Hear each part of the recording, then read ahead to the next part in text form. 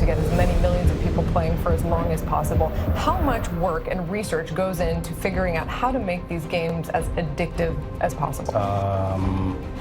Raid Shadow Legends! Oh my god, I'm a big fan of it, is what I would say if I was a fucking troglodyte. Whether or not you've played Raid Shadow Legends,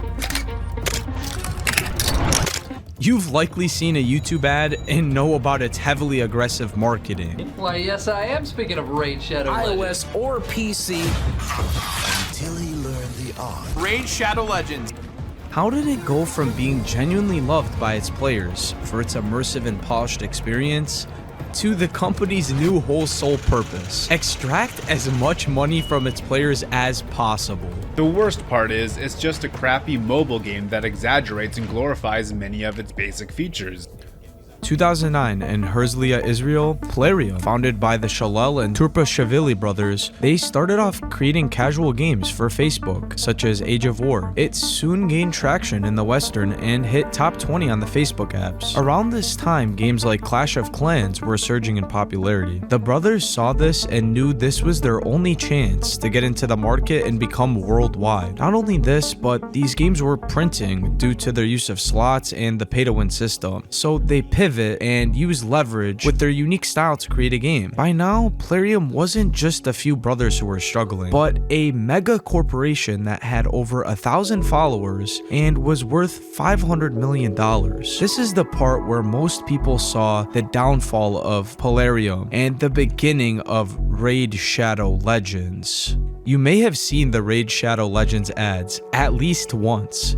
This video is sponsored and brought to you by Raid Shadow Legends. Raid is the sensation of the mobile world. It's they're calling it the RPG that changes everything. And it's for good reason. Raid spent an estimated $8 million on YouTube sponsorships alone in just 6 months. By 2019, Plarium wasn't just raking in cash. They were rewriting the playbook on the mobile gaming industry. Those inescapable ads, they were not cheap, plastering Raid across every corner of the internet. From top streamers to obscure vloggers, no one was safe. Flooding channels big and small with Raid promos. Extremely enticing brand deal. Even if you're a bigger YouTuber making a livable wage, the amount of money that I've heard that they throw at you is almost too hard to turn down. Honestly, any advertisement, even to me, even with all this animosity I feel towards the game, probably gets to be a difficult decision if they're offered. Well, why the hard sell? Because it worked. The game hit 50 million downloads by 2020. But the real question is, who was paying for all this? Well, the real truth is, you are. The answer lies in Raid's monetization model. It's free to download, sure, but progress comes at a price. If you download the game, it offers you free tokens, but as you play more and more and you're soon enjoying the game, you'll notice you're not progressing. Then, a pop-up will appear at $29.99. All you have to do is buy the product and you'll be able to keep on enjoying the game. Otherwise, well, let's just say Raid had a lot of secret tactics on persuading players to give in to the paywall.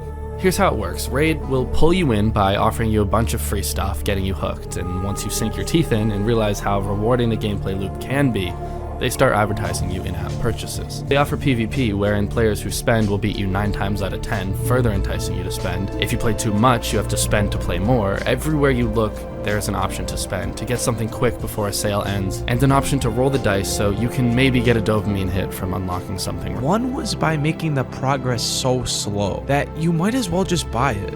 You see, a lot of mobile game companies use manipulation tactics such as FOMO, or fear of missing out, to create a sense of urgency. If you don't buy the product, you're just going to be left behind. According to player data compiled on Reddit in 2020, one user in the forum of Shadow Legends Sucks posted, "I spent $300 on shards and got nothing but duplicates. It's a rigged slot machine." That's no exaggeration. Plarium banked on whales, players who'd spend thousands chasing rewards. And by 2021, Raid was now grossing over $700 million annually, largely from its tiny fraction of users. And this was just the beginning. To understand why Raid feels like a casino, you have to look at Plarium's parent company, Aristocrat, an Australian slot machine giant, bought Plarium for $500 million. Aristocrat didn't just make gambling tech, they perfected it. Under the influence, Raid adopted tactics straight from Vegas. Shard pulls with their flashing lights and near-miss animations, these were built to trigger dopamine hits. A 2020 Pocket Game reviewer noted, the monetization is aggressive, pointing to constant pop-ups designed to push purchases. One player tweeted that year, every menu in Raid has a paywall. It's straight out predatory. Soon Raid was getting blitzed day by day as the community saw through the greed and mischievous of the game that was loved by their loyal community of players. And by 2020, Raid's early praise was drowning in backlash. On Reddit, user GamerDad86 wrote, I loved this game at first, but after spending $200, I realized it's built to milk you dry. One user at RaidSucks420 tweeted in 2012, Plarium doesn't care about its players. It's all about your credit card. The anger wasn't just money, but it was just about trust. Players who'd sunk in hours into Telluria's lore felt manipulated and stuck in a grind unless they had to pay up. Creators started speaking out too. In a 2020 video, YouTuber Josh Strife Hayes dissected Raid's economy, saying the game is designed to create frustration points that nudge you towards spending. Even streamers who took sponsorships faced heat when XQC was tricked into playing a Raid ad during a 2020 stream. Now, GTA 6, here it comes, boys. Raid Shadow Legends. I mean, wow. His chat erupted, calling it a low blow. The incident reported by Dexerto showed how even fans were fed up with Raid marketing stunts. Almost given $10,000 US for promoting Raid Shadow Legends. Muda, why would you not take such a paycheck? Well, there was a lot of reasons for that, and one of them came down to I surely can't support a game that's pretty much a microtransaction dumpster fire to begin with. The controversy didn't just stay online. In 2021, European regulators began eyeing Raid's loot box mechanics, suspecting they violated gambling laws. A 2021 report from the UK's Gambling Commission flagged gacha games for exploiting addictive behaviors. Though Plarium avoided direct penalties, the damage was done. Raid's reputation was done.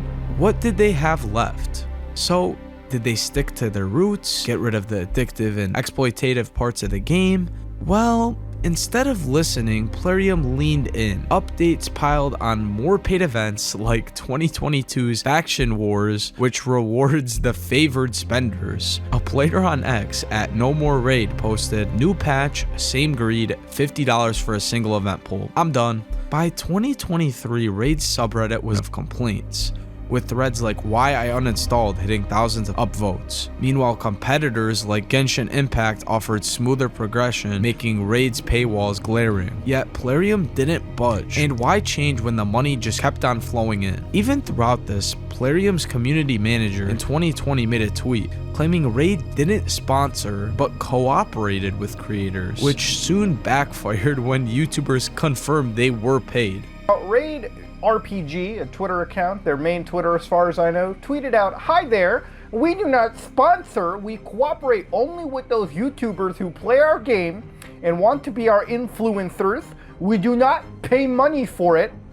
And that was by Alina, which I believe is a sweet little intern at Raid Shadow Legends. To which I'll respond with, hey, listen, I understand being an intern at Raid probably doesn't fucking come with a whole lot of perks, but I don't think you should lie about a very blatant fallacy that exists. Now, ladies and gentlemen, you know, most YouTubers that I know, every YouTuber in the world that has a channel with at least one fucking subscriber has probably received a paid promotion inquiry by Raid Shadow Legends directly. Behind the scenes, Plarium was doubling down. The company, now with 1,200 employees across studios in Israel, Ukraine, and many more, they operated like a machine. Their Tel Aviv headquarters were the coders and marketers of the fine-tuning Raid economy. Most employees were often overworked and stressed, as reviewed.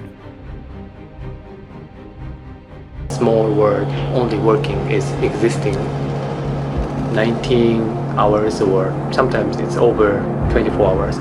All of this costed a lot of money, which demanded heavy resource investment or cash, causing Raid to spam even more promotions, such as the buy now screen. As 2021 ended, Raid Shadow Legends stood at a crossroad. Plarium had built a titan, grossing millions monthly, but the cracks were widening. That community that once rallied around Telluria's lore was splitting. Worn down by the paywalls and broken promises, the updates kept coming, but they felt like bait and not gifts. Looking back, 2021 feels like the year Raid chose profit over player, a choice that would ultimately haunt its legacy. And we fast forward to 2024, where Raid hit Steam. Hopes for a fairer version were crushed. Players reported about sync issues and reviews tanked. Only 47% positive reviews at this point, which is kind of hilarious. But per a mean MMO report, one stream user, Dark Knight _X, wrote, "Great graphics, but it's a cash grab. Don't bother unless you're rich." You kind of have to live with yourself, and you also have to look at your fan base and say, yeah, I'm the guy that also likes Raid Shadow Legends.